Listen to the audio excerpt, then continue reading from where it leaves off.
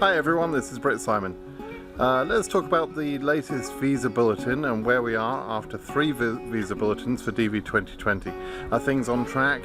Are we going according to plan? Let's talk about that.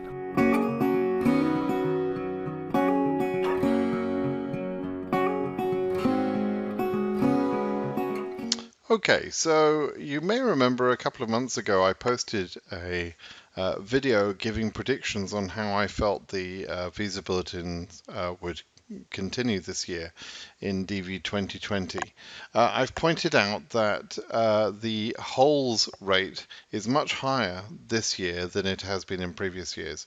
And so we're going to see visa bulletin speeds that will be much higher also.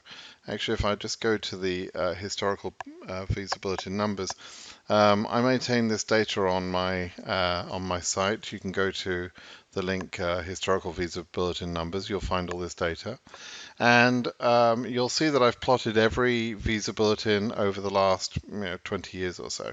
So DV 2020 numbers are sort of shown here for October, November, December. As we go through the year, I'm tracking all the numbers, and you can compare this year with previous years, but you will find this year is going to be quite unlike previous years, previous recent years anyway.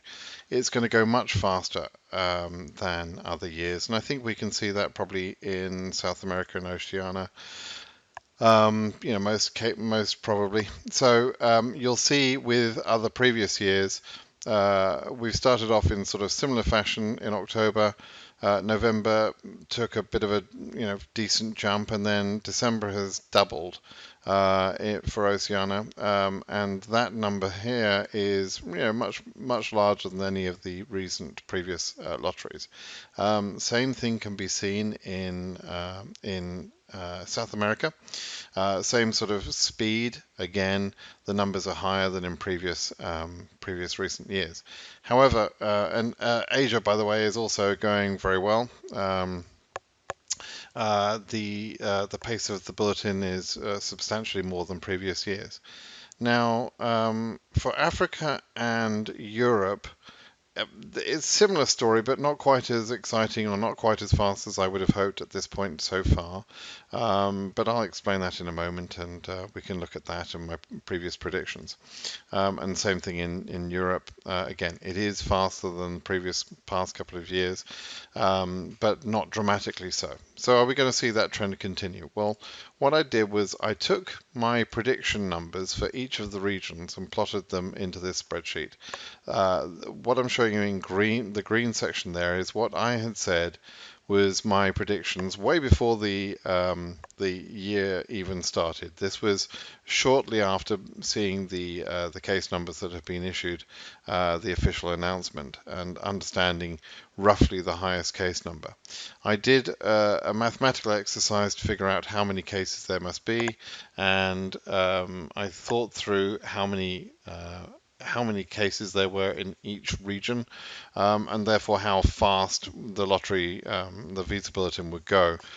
And I made some very approximated predictions. If you want to see that video, I'll give you the link. It should appear above just about now.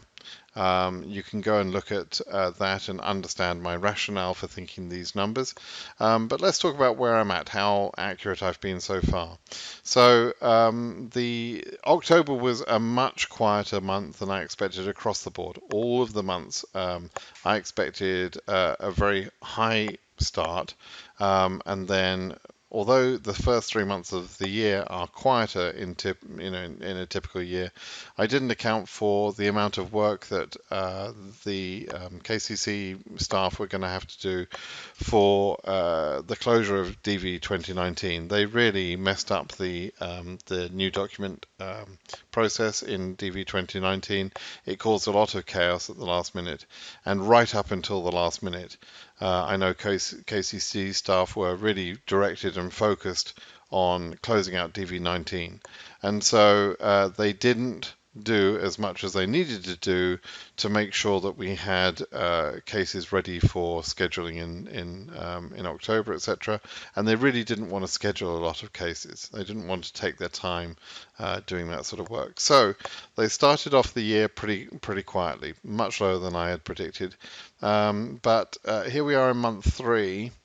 December interviews have now been announced, and the number is at 12,000. I thought we'd be at about 18,000 by this point, but I am expecting a bigger increase, as I had previously pointed out, and as I show here, in the first few months of next year. So I'm expecting this 12,000 number for January interviews to jump fairly substantially, maybe even to reach this number I've got out here, but probably something in the region of 20,000. So it'll be about that, and then I hope that we'll see pretty good increases all the way through the first 3 or 4 months of the year. And if we look at Asia is pretty much, I predicted 6,000, we're at 6,000. So it had a slower start than I thought. It then had a pretty decent November, and then a nice jump in for December, reaching my exact prediction there. I think that trend will continue. And again, I see fairly fast progress. The maximum case number for Asia is around about 30,000, so the region does need to make some fast progress. For EU, I'd predicted again a pretty fast start, and again, it didn't happen the way I was hoping or the way I thought, but we're catching up. And I wouldn't be at all surprised to see January or February reach the sort of levels that I'm predicting here. The highest case number, I believe, is something like 57,000 for EU. There's a few cases left at around 55 to 57,000. The density at that level is very low, but still there's some cases at that level.